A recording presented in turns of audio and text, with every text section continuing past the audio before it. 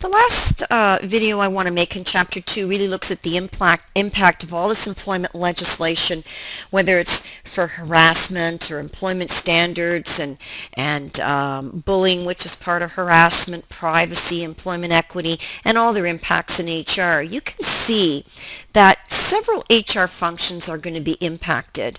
Certainly compensation, because we want to make sure that we're paying people from the disadvantaged groups, the four groups under employment equity, equitably to other groups. We want to make sure that we're recruiting people from those groups. We want to make sure that our selection policies and processes are in check, and that we're checking for certain attributes in employees before we hire them to make sure that they fit our cultural values, our organization, they'll fit into our organizational climate, and we develop policies and procedures like those on harassment and stuff like that, right?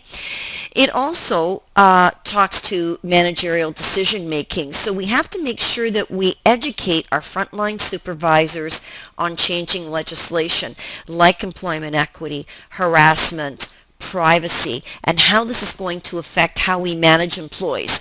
The other thing that we should say here, it's not just frontline supervisors that need to be educated on changing legislation. It's really every employee in the organization that has to be educated, right? Because people can be doing things that they don't know are prohibited under the employment employment equity or human rights or whatever the standards, whatever the setting board is, right? So we just need to make sure that we keep our employees informed. So most employees will communicate any training that they have, any new policy updates through what we call an intranet or their portal page for employees. Just like, it's kind of like your version of Mocomotion. So you log into Mocomotion to get news of importance for students that the public doesn't have access to.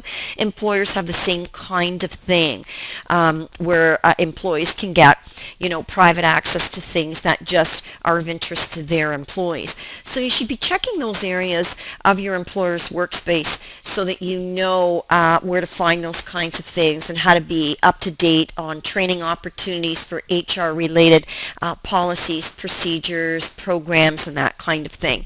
So hopefully you enjoyed this chapter. I think it's a fun chapter for students, and we'll move on to the third chapter in a next video series. Thanks for listening.